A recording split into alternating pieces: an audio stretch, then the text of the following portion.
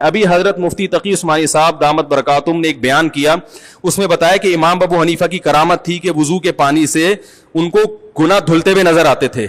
حضرت امام ابو حنیفہ رحمۃ اللہ علیہ سے اس کے بارے میں منقول ہے، وضو کرتے تھے لوگ تو ان کو وضو کے پانی کے اندر لوگوں کے اعمال بہتے ہوئے نظر آتے تھے کہ یہاں پر اعوذ باللہ اس میں چوری نظر آ رہی ہے، اس میں جو ہے غیبت نظر آ رہی ہے، اس میں جھوٹ نظر آ رہا ہے، وہ چلتا ہوا نظر آتا ہے۔ حضرت امام ابو حنیفہ رحمۃ اللہ علیہ کو اللہ تعالیٰ نے یہ کشف کا، اور اسی واسطے امام ابو حنیفہ کا مسئلہ کیا ہے کہ مائع مستعمل ناپاک ہے، وہ اسی لیے کہ آنکھوں سے دیکھ رہے تھے کہ وہ اس میں جو ہے گناہوں کی گندگیاں بہ رہی، تو انہوں نے کہہ دیا کہ مائع مستعمل نہ۔ اس پہ وہ مشہور زمانہ فتنہ نے باقاعدہ قہقے لگا کے ہنسا ہے وہ بندہ جو درس نظامی کے آخری درس کے اندر عوام الناس میں بیٹھ کے پتہ کیا بتا رہا ہے کہ امام حنیفہ کو گناہ دھلتے ہوئے نظر آ جاتے تھے۔ اور چھڑ دو کہ وہ لوگوں کے گناہ دھلتے ہوئے دکھا رہا ہے، جھوٹے ہو، کوڑ مار دو۔ اتنے بڑے عالم جن کی حرمین کے ائمہ ان کا احترام کرتے ہیں، ان کے استقبال میں کھڑے ہو جاتے ہیں۔ ابھی کچھ وقت پہلے انہوں نے درس دیا حضرت مفتی تقی عثمانی صاحب نے، جس میں مسجد نبوی کے امام بھی اس درس میں شریک اور مسجد حرام کے امام بھی، اور عرب کے بڑے بڑے علماء۔ 5 سال حضرت مفتی تقی عثمانی صاحب مکہ اور جدہ کی جو کمیٹی ہے نا، جس میں کئی ممالک کے علماء ہیں، ان کے سربراہ تھے، اور سعودیہ کے جو مکہ کے رئیس تھے وہ حضرت مفتی تقی صاحب کے نائب تھے۔ عرب کسی کو اپنا امیر اتنے آرام سے تسلیم نہیں کرتے، عرب میں عصبیت بہت ہے، لسانیت بہت ہے۔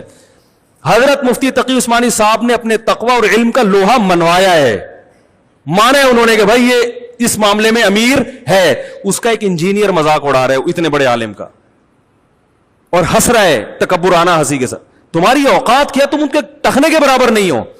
اور نیچے میں نے لوگوں کے کمنٹس دیکھے، سب اس کو اپریشیٹ کر رہے ہیں کہ لگے رہو، ان مولویوں کو لگام دے کے رکھو۔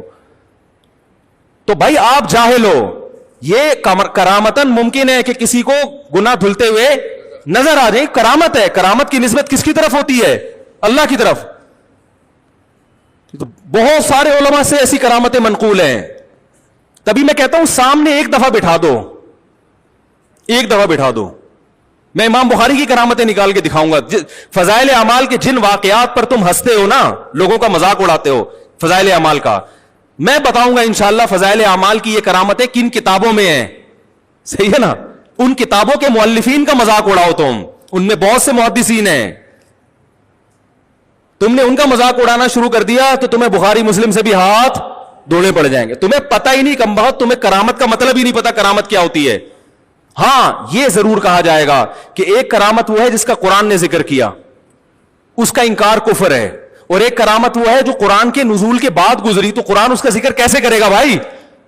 تو وہ اگر باوثوق ذرائع سے پہنچی ہے تو ماننا پڑے گا، باوثوق ذرائع سے نہیں پہنچی تو انکار کرو۔ تو آپ اس پہ تو بحث کریں کہ یہ واقعہ جس نے بیان کیا وہ سچا تھا یا جھوٹا، اس پر کوئی بحث نہیں ہوتی۔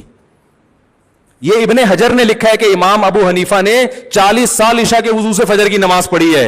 ابن حجر کا یہ شخص کبھی مذاق نہیں اڑائے گا، کیونکہ علامہ ابن حجر شافعی کا مذاق اڑایا تو آپ کو علم حدیث سے ہاتھ دھونا پڑ جائے گا۔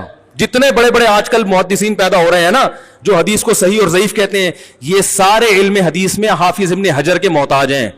علامہ البانی کی جتنی تحقیقات ہیں ساری حافظ ابن حجر سے لی ہوئی ہیں، انہوں نے بہت کچھ ابن حجر کی تقلید میں کیا ہے۔ انہوں نے، وہ شافعی بھی تھے، ساری دنیا کو پتہ ہے شافعی مسلک کو فالو کرتے تھے، وہ انہوں نے بھی ایسی کرامتیں ذکر کی ہیں۔ ان کا کبھی مذاق، جہاں کسی عالم دیوبند کا یا بریلوی عالم کا نام آ جائے گا، ان کو مذاق اڑانے کا موقع۔ تو پتہ چل رہا ہے کہ آپ دکانیں چلا رہے ہیں، آپ لوگوں کو صحیح گائیڈ نہیں کر رہے۔ یہ بزرگوں کی کرامتیں ہر دور میں ہوئی ہیں، اس دور میں تو زیادہ ہوتی تھی۔ تو نبی نے فرمایا کہ جب ہم وضو کرتے ہیں تو وضو کے پانی سے گناہ دھلتے ہیں، تو اللہ اپنے کسی نیک بندے کو یہ گناہ دکھا دے تو اس میں کیا حرج ہے بھائی؟